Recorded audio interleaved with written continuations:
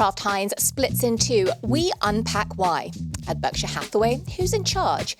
And Spirit Airlines, will its new bankruptcy ignite an old deal? For Tuesday, September 2nd, 2025, it's Brew Markets Daily, and I'm Anne Berry.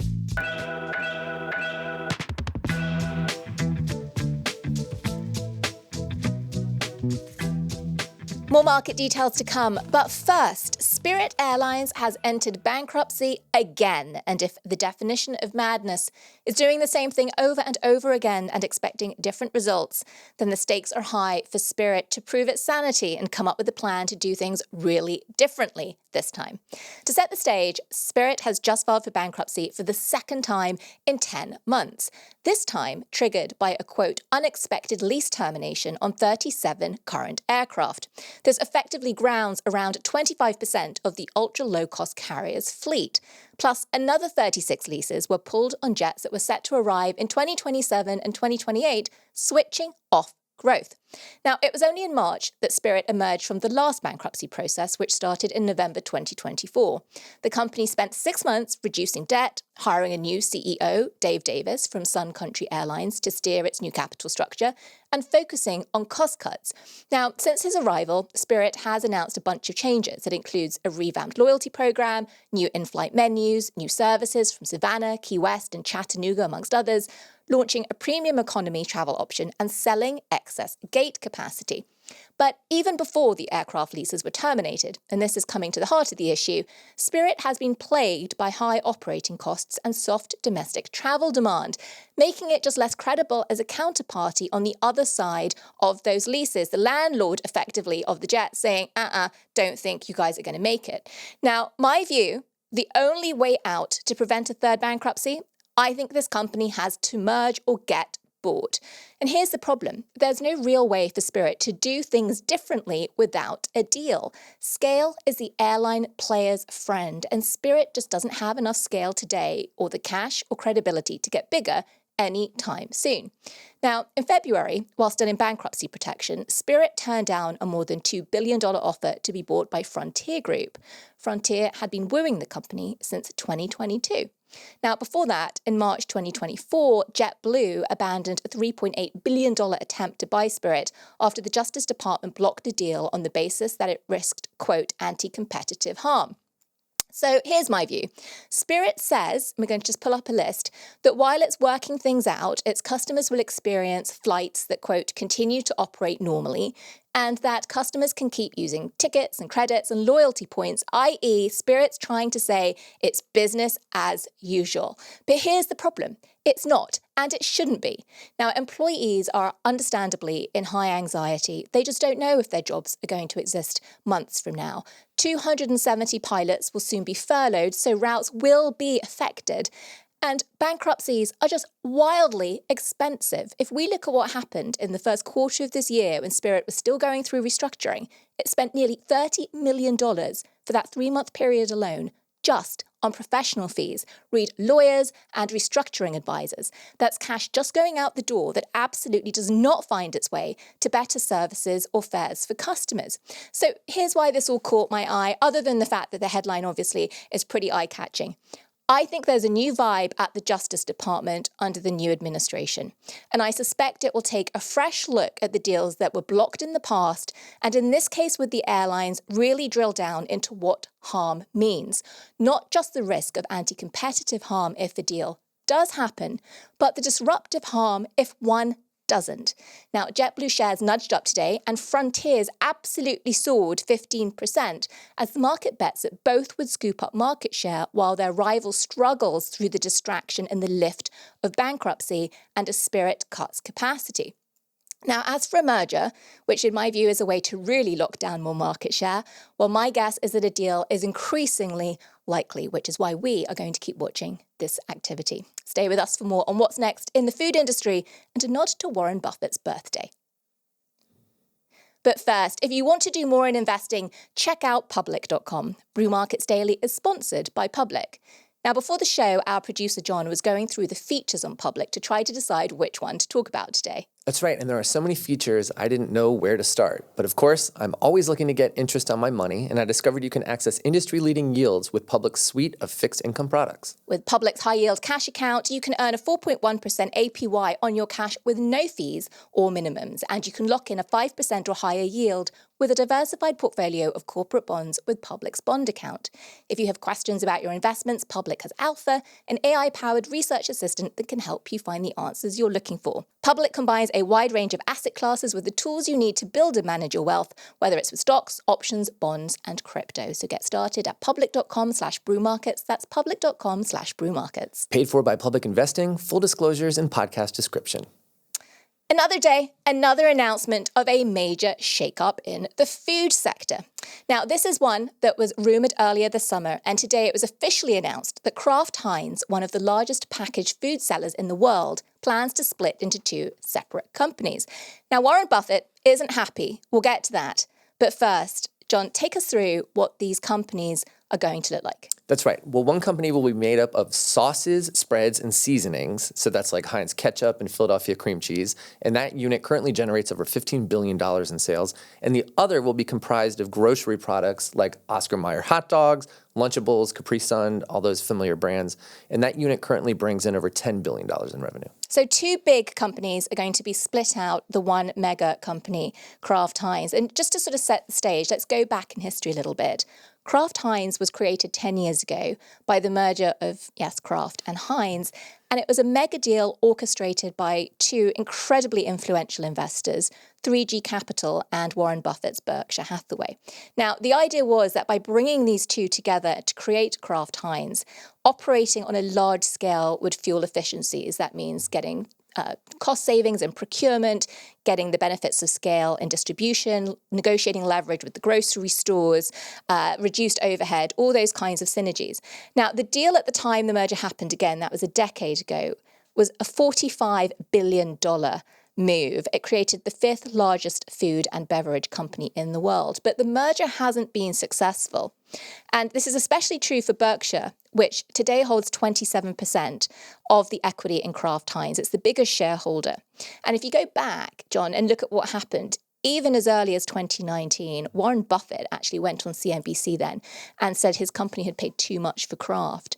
And in February that year, nerds like me digging through the financials could actually sort of see it in black and white because the company took a more than $8 billion write-down in the value of the Kraft and Oscar Mayer brands. And so just to sort of bust through that jargon for a minute, literally you had accountants and actuaries going through and saying, no, the brand equity, its ability to resonate with customers, its ability to generate income and return is dropped. And so an $8 billion write-off of a $45 billion deal was pretty meaningful. Now, if you look at the share price of Kraft Heinz today, it's down 63% since the merger. Its market cap as of earlier this afternoon hitting $30 billion. And look, John, it's just not been alone. We've seen a couple of other issues here. That's right. Campbell's stock, they're down 25% year to date. That's the soup and beverage company. And they're reporting earnings tomorrow, so we'll see how they stand. And there have been rumors of a Campbell's split as well. Hormel, of course, they make the chili and Spam. Its stock is down 20% this year. So businesses are struggling, and they've been giving a few reasons why. And consumers are shifting away from iconic, highly processed, shelf-stable brands, and they're looking for healthier options. Plus, with the addition of GLP-1s into American culture, people's diets are changing. Well, Conagra actually came and said that explicitly, right? Right. They said, by the way, their stock is down 30% to date. Join the club. Yeah. And so they're looking for healthy snacking businesses. In June, they sold off Chef Boyardee, Vandekamps, Mrs. Paul's. Those are all those processed iconic meal brands.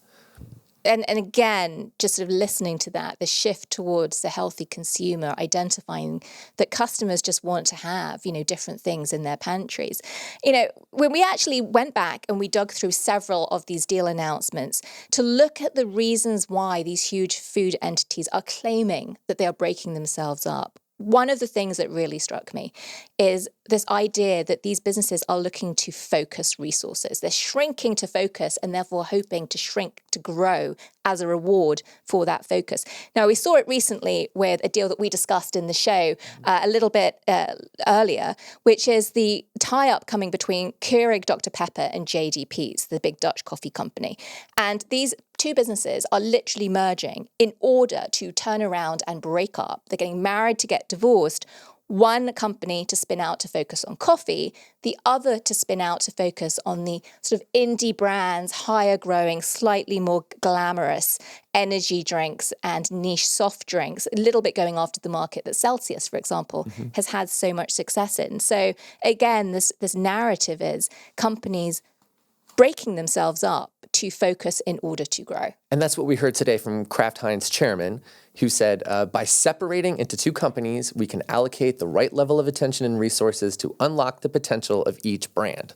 Well, exactly. And so the question is, what are these resources? So one is capital, right? If you're going to become the CEO or CFO of these independent businesses, it's trying to figure out which other brands do I go buy, for example, to try and add to the portfolio.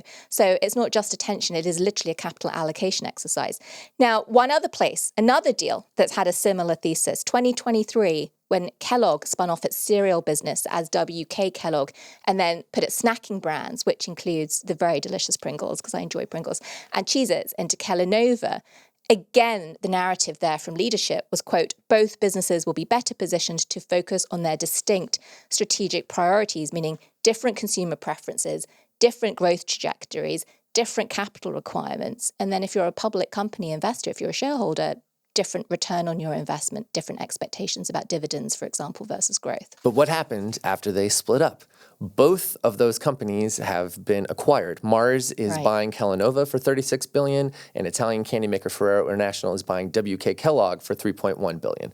So is it to focus on both sides of these disparate companies, or is it maybe to spin out for acquisition? Well, it's interesting. So I'm going to sort of infuse a little bit of cynicism here. And I was actually delighted to find I'm not alone in being cynical, because Warren Buffett, just again, 27% shareholder, biggest shareholder in Kraft Heinz, went out and told CNBC today that he does not think that splitting the packaged food giant into two entities will solve its problem. And so that's when I put my hat on, John, as someone who's been around these deals and would work on them early in my career. We used to say that when companies put themselves out there as potentially going public, filing for an IPO, or announcing they're going to split itself into two, they're really putting out really fancy for sale signs, right? They're saying we're for sale or open to something different without actually saying it.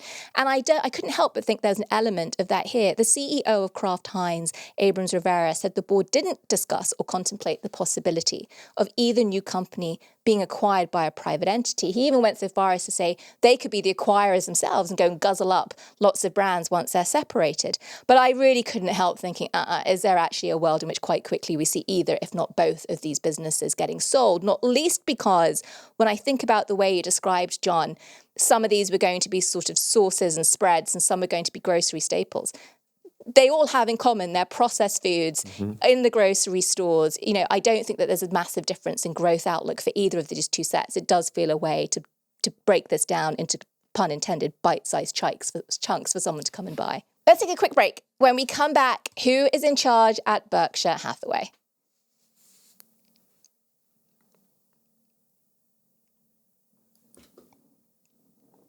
John, we have a question from the audience. That's right. We heard from Sam in New York, and they wrote, Anne, how does Wall Street view Warren Buffett's current position? He made headlines talking about his disinterest in railway mergers, but Berkshire Hathaway shares dropped big on him stepping down as CEO. Who is running the show? Sam, I love this question so much that I'm going to answer it in 3 different ways. So here's the first technical answer, and then I'll get to the fun one in a minute. So Warren Buffett is still CEO of Berkshire Hathaway, and he will be until December 31st. He announced in May that he would step down at the end of this year. Now, when he made the announcement, you're right, Berkshire Hathaway's stock price dropped by 4%. Now, shareholders cannot have been surprised that at his grand age, Buffett turned 95 on Saturday, that he wants to slow down a little. And we've known for 4 years who his successor, Greg Abel, will be. But markets don't like uncertainty. And as thoughtful and deliberate as Buffett has been about training Abel to replace him, Berkshire's founder has been at the top for 60 years. So life without Warren there is inherently uncertain. But Sam, as you point out, Buffett's words still move markets. Today, as we just saw, Kraft Heinz down 7% on news that he's not a big fan of this deal. Last week, railway stocks did indeed drop when he disclosed that Berkshire Hathaway is not interested in buying more rail assets. It owns BNSF, and on hearing that two of its key competitors would be merging, the market speculated that BNSF would itself merge with player number 4. Now, as we discussed in our episode last week, Buffett nixed the rumours, nixing hopeful share pops in the sector alongside it. He is, after all, still the boss, and in this case, still the CEO. Now, here's the fun answer. At this point, Warren Buffett could live on a hut on a mountain, running absolutely nothing, watching soap operas all day, and the market would still pay attention when he speaks, because that's what happens when you're iconic and have been for decades. A September 2024 poll by Benzinga revealed that 58% of Americans would trust Warren Buffett to invest their life savings. He is the longest-serving public company CEO in the United States. He's not known as the Oracle of Omaha for nothing. And finally, my cheeky third answer to your question. When Greg Abel sits in Buffett's CEO seat on January 1st, 2026, he is going to see a familiar face at work.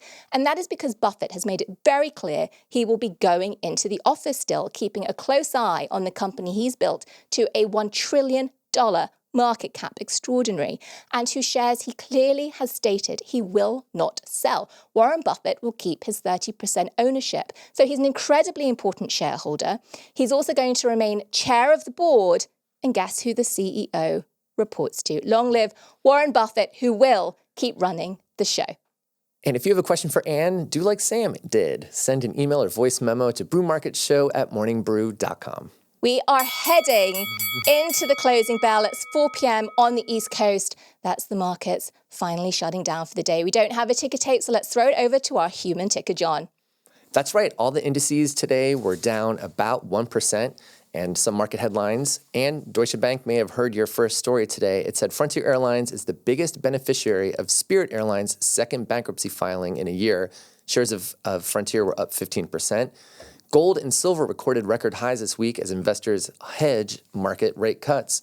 And personally, I went shopping for a wedding band this past weekend, and gold up over 40% since last year. It's getting more and more expensive for me to put off getting married. Shares in companies mining for gold and silver also up. Newmont and Barrick mining both up over 1%. And finally, shares of Cytokinetics were up by more than 40% after a weekend medical conference made investors more optimistic about the biotech's experimental heart drug. The drug is scheduled for FDA review in December. Don't we just love how our producer, John, just slipped in there? He's getting married. Stay tuned for that, because I'm absolutely announcing to the world when the date rolls around. Now, final thought. There was some big news that sort of snuck into the markets today, but really was a big driver for that tick down that we just heard John take us through across the equity indices. And that is that the U.S. Court of Appeals for the Federal Circuit in Washington, D.C. has questioned the legality of President Trump's Liberation Day tariffs. Now, U.S. Treasury Secretary Scott Bessent quickly came out yesterday and says that he is confident that the Supreme Court will uphold these tariffs. They are going to stay in place through October 14th, which does give the Trump administration a chance to file an appeal with the Supreme Court. There's even a question around how those tariffs that have already been collected could be refunded if indeed it turns out that these tariffs put in place, again, these Liberation Day tariffs since April, turn out not to be upheld by the Supreme Court. So look, this is going to keep evolving. We're going to keep watching this one. As we all know, the one thing the markets does not like is uncertainty. What a chunk of uncertainty to kick off our September. That's it, folks. That's all for today's Brew Markets Daily. Brew Markets Daily is hosted by Anne Berry and produced by John Crotteau, Tariq Abdellatif, and Emily Milliron. Our technical director is Uchenna Nwaogyu, and the president of Morning Brew Inc. is Devin Emery. Wake up tomorrow with the Morning Brew newsletter and tune in to Neil and Toby on Morning Brew Daily. We'll see you back here tomorrow, same time, same place.